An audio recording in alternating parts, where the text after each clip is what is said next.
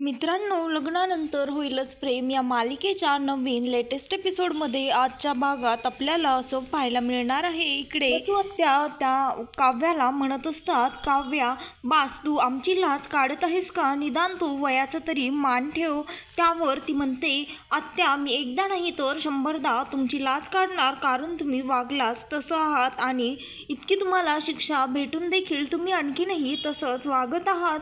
त्यावर त्या दोघींचे भांडण चालू असतात आणि मानिनी जोरामध्ये काव्याला रागवते आणि म्हणते, बास, आणि आवाज खाली. त्यानंतर इकडे वसू आत्या मानिनीकडे येतात आणि तिला म्हणतात, मानिनी, आम्हाला माफ कर. खरं तर विक्रम तर आमच्याकडे तोंड वर करून देखील पाहत नाहीये, त्याला तर आमची काहीच दयामायाही येत नाहीये. पण निदान तू तरी आमच्याकडे असं करू नकोस आमच्यासोबत. आम्हाला माफ कर. आता आम्ही व्हावी तेवढी शिक्षा तर भोगलीच आहे, पण निदान आता तरी आम्हाला माफ करशील का? असं ती त्या मानिनीला विनवण्या करत असते. त्यानंतर ती म्हणते, बाकी तर माझ्यासोबत कोणी कसंही वागू, पण विक्रम तर माझ्याकडे तोंड वर करूनही बघत नाही. खरंच ह्या गोष्टीचा मला फार त्रास होतो. माझं काळीच पिळवटून निघतं, असं ती मानिनीला म्हणत असते. त्यावर ती म्हणते, अगं मानिनी, जर तुला माझ्यामध्ये एक क्षण जरी चांगुलपणा दिसला असेल तर निदान तो आठवून तरी तू मला माफ कर. तर ती म्हणते, काय नंदिनी, झालं का मग तुझं समाधान? कारण ती मानिनी वसू आत्याला माफ करत नाही आणि तिथनं रागामध्ये उठून निघून जाते. त्यानंतर ती म्हणते, आधी तर तू माझ्या भावाला माझ्यापासनं तोडलंस.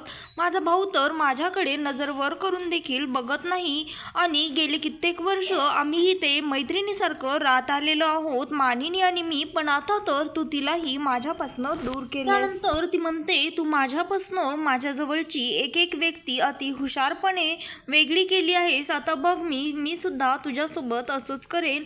असं म्हणत असताना त्यांना अचानक चक्कर येते. त्यानंतर सर्वजण वसू आत्यांना घेऊन त्यांच्या रूममध्ये जातात आणि डॉक्टरांना बोलवतात. त्यानंतर इकडे ते म्हणत असतात, मिथुन काका आणि सर्वजण, मानिनी देखील म्हणत असते, हे त्यांची सर्व नाटकं असतील, कारण त्यांना घरातली कामं करायला लागू नये त्यासाठी ही त्यांनी लढवलेली शक्कलही असू शकते. आणि त्यानंतर तो पार्थ म्हणत असतो, पण मिथुन काका, ही नंदिनी त्यांच्या रूममध्ये काय करत आहे? त्यावर मिथुन काका म्हणतात, अरे ती नंदिनी आहे, तिला आपल्यासारखा तोडून विचार करता येत नाही. तिला नाही जमत असं वागायला. जाऊ दे, तिच्याबद्दल आपण एवढा विचार करायला नकोय. त्यानंतर ते डॉक्टर नंदिनीला सांगत असतात, ह्यांचं ब्लड प्रेशर वाढल्यामुळे ह्यांना चक्कर आली आहे आणि यांच्या खाण्यापिण्याकडे लक्ष द्या, कारण जास्त कामे केल्यामुळे देखील थकव्यानेही असं होऊ शकतं. ह्यांना जास्तीत जास्त रेस्ट करायला सांगा, ह्यांना आरामाची फार गरज आहे. तर ती रम्या म्हणते, डॉक्टर तुम्ही म्हणतात ते बरोबर आहे, पण आता आमच्या घरामध्ये हे किती शक्य आहे हे माहीत नाही, कारण आमच्या दगडाखाली अडकलेले आहे. त्यानंतर ते डॉक्टर म्हणतात, म्हणजे तेवढ्यातच रम्या त्यांना सांगायला लागते की कसं आहे ना डॉक्टर, आमचे हात दगडाखाली अडकले गेले आहेत. आणि तेवढ्यातच त्या नंदिनीला ती आवाज देते. तेवढ्यातच ती म्हणते, डॉक्टर तुम्ही नका काळजी करू, आम्ही घेऊ यांची काळजी. आणि तिथनं ती निघून जाते, कारण तिला मानिनीने खाली आवाज दिलेला असतो. त्यानंतर ते नंदिनी तिथनं गेलेली आहे हे पाहून ते डॉक्टर आणि सर्वजण हसायला लागतात. त्यावर ते म्हणतात, अहो वसुताई, तुम्ही किती चपळ ॲक्टिंग करता हो, एखाद्या मालिकेतल्या नटीने करावी अगदी तशी. त्यानंतर त्या वसुताई डॉक्टरांना म्हणतात, पण आता खाली जाऊन तुम्हाला कशी ॲक्टिंग करायची आहे, तुम्हाला माहीत आहे ना, तुम्हाला नक्की काय बोलायचं आहे? त्यावर ते डॉक्टर म्हणतात, हो अगदीच, मी डोक्यामध्ये पक्क करून आलेलो आहे. आणि त्यानंतर त्या म्हणतात, चला ग्रेट, मग जा लवकर खाली. तर त्या म्हणतात, तुम्हाला रम्याने इशारा केला की बरोबर लगेचच तिथनं निघून जायचं, तुमचं फक्त बॉम्बच्या वातीला दीपाने अगरबत्ती लावल्यासारखं एवढंच काम आहे. तर ते डॉक्टर विचारतात, वसुताई आणि रम्या अशा कपड्यामध्ये कसं काय? त्यावर मिथुन काका म्हणतात, अहो डॉक्टर, आता तुम्हाला काय सांगायचं, खरं तर आपलेच दात आणि आपली जोड, खरं तर आपलीच लाज आपण अशी ओढून काढायची नसती. पण ते म्हणतात ना, कसं आहे, वकील, डॉक्टर आणि पोलीस यांच्यापासनं काहीही लपवायचं नसतं, म्हणून तुम्ही आमचे त्यात फॅमिली डॉक्टर आहेत म्हणून तुम्हाला सांगतोय. त्यानंतर ते म्हणतात, त्यांनी सोन्यासारख्या माणसांचे मन दुखवले आणि सगळं घर तोडण्याचा प्रयत्न देखील केला, तर मग खोट्याला शिक्षा ही व्हायलाच हवी की नाही? त्यावर डॉक्टर म्हणतात अगदी बरोबरच आहे तुमचं, मला तरी वाटत नाही की तुमचं काही चुकलं आहे, कारण खोट्याला शिक्षा तर व्हायलाच हवी. त्यानंतर ते म्हणतात काय युग बरोबर आहे ना. त्यावर युग थोडा घाबरल्यासारखा रिॲक्ट करतो आणि तो स्वतःच्या मनाशीच असा विचार करत असतो, हे डॉक्टर मला का असं विचारत आहेत. त्यानंतर ते म्हणतात का रे काय झालं, तू कसला विचार करतोयस. त्यावर तो म्हणतो काही नाही, तुम्ही असं अचानक मला प्रश्न विचारला म्हणून मी थोडासा गोंधळात पडलो, बाकी काही नाही. त्यावर डॉक्टर म्हणतात अरे खरं तर तुला इथे पाहून मीच गोंधळात पडलो आहे, कारण आमची मिताली तर केव्हाच गेली नाशिकला कोर्टसाठी आणि तू आणखीनही इथेच आहेस, असं डॉक्टर त्या युगला म्हणत असतात. त्यानंतर ते म्हणतात मिताली कोण असं काव्या पार्थला विचारते. त्यावर तो सांगतो मिताली ह्यांची मुलगी आणि आपला युग एकाच इन्स्टिट्यूटमधनं MBA करत आहेत. त्यावर ते म्हणतात हो, गणपती झाले की लगेचच आमची मिताली नाशिकला गेली नवीन ॲडमिशनसाठी, पण युग तर आणखीनही इथेच आहे.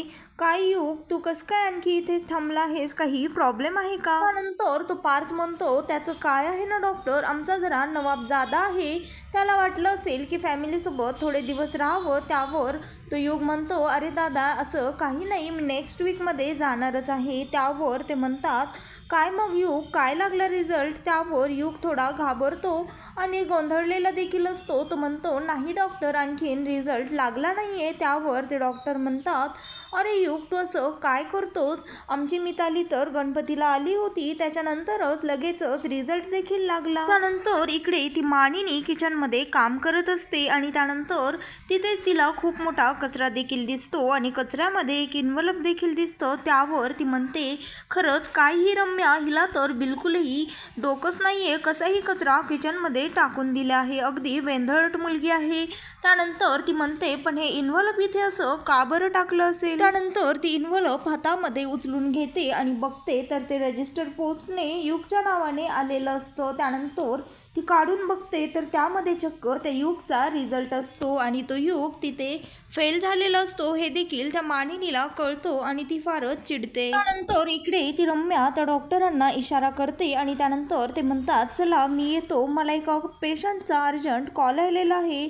त्यानंतर असं म्हणून ते डॉक्टर तिथनं निघून जातात आणि तो पार्थ इकडे त्या युगला विचारत असतो काय रे युग, तुला नक्की मार्कशीट मिळालेलं नाही आहे ना. त्यावर तो म्हणतो हो दादा, मला खरंच मार्कशीट नाही भेटलेलं. त्यानंतर तो म्हणतो हो अरे दादा, मी असं का खोटं बोलेन. आणि त्यानंतर तिथे मानिनी येते आणि ती मानिनी म्हणते तर मग हे काय आहे युग, असं म्हणून ती त्याचा रिझल्ट सर्वांना दाखवते. त्यानंतर ती म्हणते रम्या तुला कळत नाही का, कुठली गोष्ट कचऱ्यामध्ये टाकावी आणि कुठली नाही याचं देखील तुला समज नाही आहे का. त्यानंतर तो पार्थ म्हणतो काय रे युग, मी तर तुला आत्ताच विचारलं होतं ना तुला मार्कशीट मिळाली का.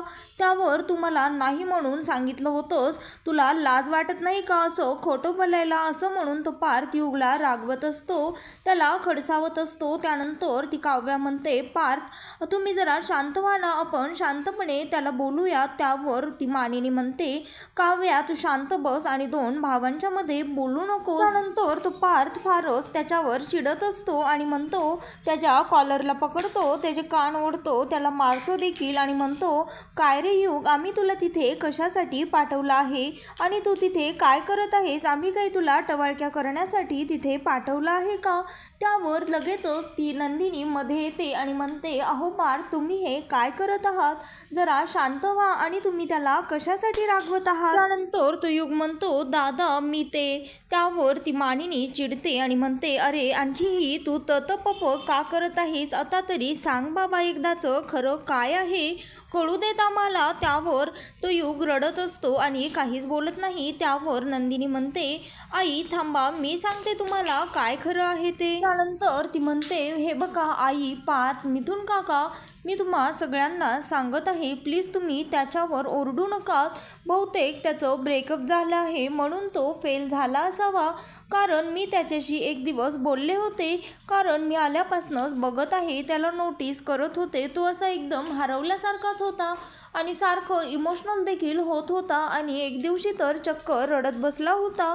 त्यावेळेस मी त्याला विचारलं काय झालं. त्यानंतर मी त्याला कारण विचारलं तर त्याने मला सांगितलं कदाचित त्याच्या आयुष्यामध्ये एक मुलगी होती आणि ती त्याला सोडून गेली, त्यामुळेच त्याचं अभ्यासातलं लक्ष उडालं असावं असं ती सांगत असते. त्यानंतर ती मानिनी फारच चिडते आणि त्या युगला म्हणून सांगते काय रे युग, आम्ही तुला तिथे ही थेरं करायला पाठवलं होतं का.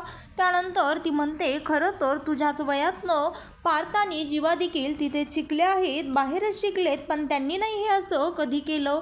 आणि काय रे तुझं हे प्रेमात पडण्याचं वय तरी आहे का असं ती त्याला रागवत असते. त्यानंतर तो पार्थ त्या मानिनीला शांत व्हायला सांगतो आणि तेवढ्यातच तिथे रम्या येते आणि रम्या म्हणते मामी तू जरा विचार कर, खरं तर आपल्याला युगने सांगितलं नाही पण नंदिनीला मात्र युगने हे सांगितलं होतं, पण तिने आपल्या कोणालाही न सांगता हे लपवून ठेवलं आपल्या सर्वांपासनं. त्यानंतर ती म्हणते तो खोटं बोलला हे तर त्याचं चुकलंच आहे, पण नंदिनीने आपल्यापासनं हे सर्व का लपवलं.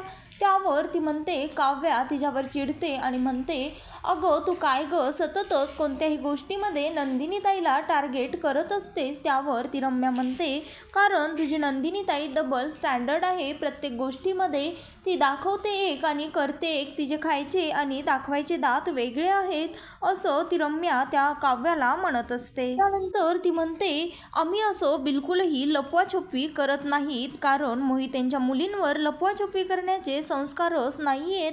आणि दुसरी गोष्ट म्हणजे तुला ह्या घरामधल्या व्यक्तींबद्दल बोलण्याचा अधिकार केव्हाच गमावून बसली आहे. त्यानंतर ती म्हणते अगं तुमच्या संस्कारांबद्दल तर बोलायलाच नको, कारण तुमचे बाबा माझ्या वडिलांना ऑलरेडीच गिळून बसले आहेत. त्यावर तो पार्थ म्हणतो इनफ रम्या, बास झाले ही भांडणं, उगाचच तू विषय कुठेही भरकटू नकोस. त्यावर ती रम्या पार्थजवळ येते आणि त्याला जाब विचारायला लागते. त्याला म्हणते का रे पार्थ, का म्हणजे ह्या युग खोटं बोलला तेही चालतं आणि ह्या नंदिनीने लपवाछपवी केली ते देखील चालतं, पण फक्त माझ्यासाठी आणि आईसाठीच वेगळे नियम का आहेत ह्या घरामध्ये. त्यानंतर ती रम्या म्हणते काय गं मामी, आम्ही दोघी खोटं बोललो तर आम्हाला इथे ह्या घरामध्ये धुणं भांडी करावी लागते, त्या बदल्यामध्ये अनेक कामं देखील करावे लागत आहेत, किचनची कामे, धुणी भांडी, साफसफाई सर्व आम्ही करत आहोत, आम्ही शिक्षा भोगत आहोत. मग ही नंदिनी खोटं बोलली, युग खोटं बोलला तर हे सर्व त्यांना नियम लागू होत नाही का. ह्या काव्याने देखील कधीतरी काही ना काही लपवाछपवी केलीच असेल की, मग तूच सांग हीच शिक्षा खोटं बोलणाऱ्या प्रत्येकाला द्यायला नकोत का. तर पार्थ म्हणतो रम्या चूक आणि अपराध यामध्ये फरक असतो, तू आणि वसुहत्यांनी काय केलेलं आहेस हे मला परत परत तू सांगायला लावू नकोस. त्यावर मिथुन काका म्हणतात हो रम्या, पार्थ जे बोलत आहे ते अगदी बरोबर आहे. त्यावर ते म्हणतात आता उगाचच स्वतःची शिक्षा कमी करून घेण्यासाठी तू असं काहीही नाटकं करू नकोस. त्यावर ती काव्या म्हणते ते तर बरोबरच आहे काव्या काका, कारण ह्यांच्या जागी कोणी जरी असतं तरी देखील स्वतःची चूक झाली आहे हे मान्य करून गुपचूप आपली शिक्षा नमूदपणे मान खाली घालून केली असती. तर ती म्हणते पण काय करणार, ह्यांनी तर लाज विकून वागण्याचं ठरवलंच आहे, तर आपण तरी काय करणार. त्यावर त्या रम्याला फारच राग येतो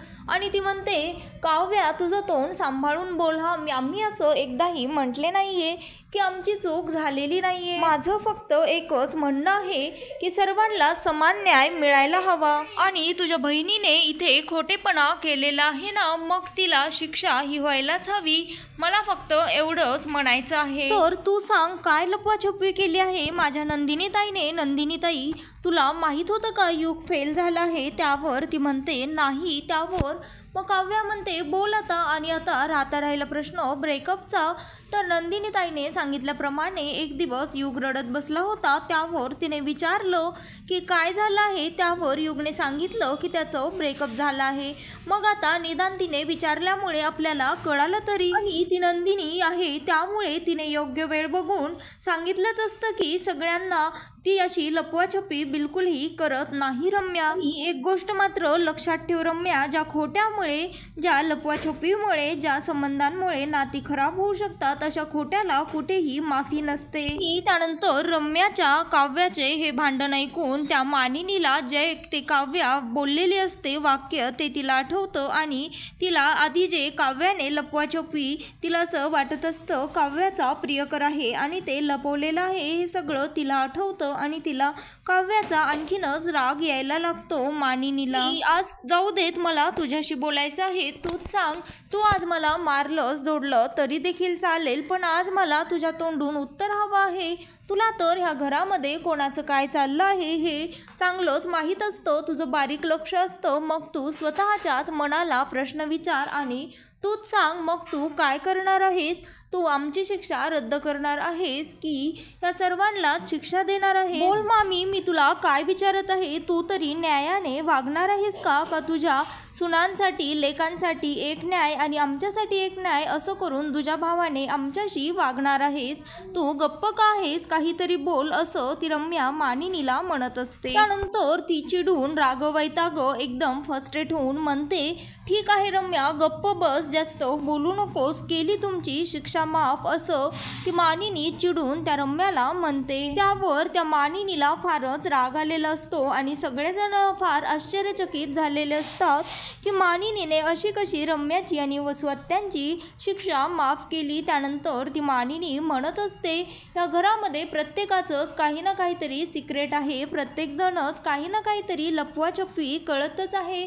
मला तर आता काहीच कळेनासं झालं आहे, काय खरं आणि काय खोटं, असं मानिनी जोरात ओरडून सर्वांनाच म्हणत असते आणि त्यानंतर ती रडत देखील असते. त्यानंतर ती काव्या आणि ती नंदिनी दोघीजणीही पुढे येतात आणि नंदिनी म्हणते, काय आई, तुम्ही हे काय बोलत आहात?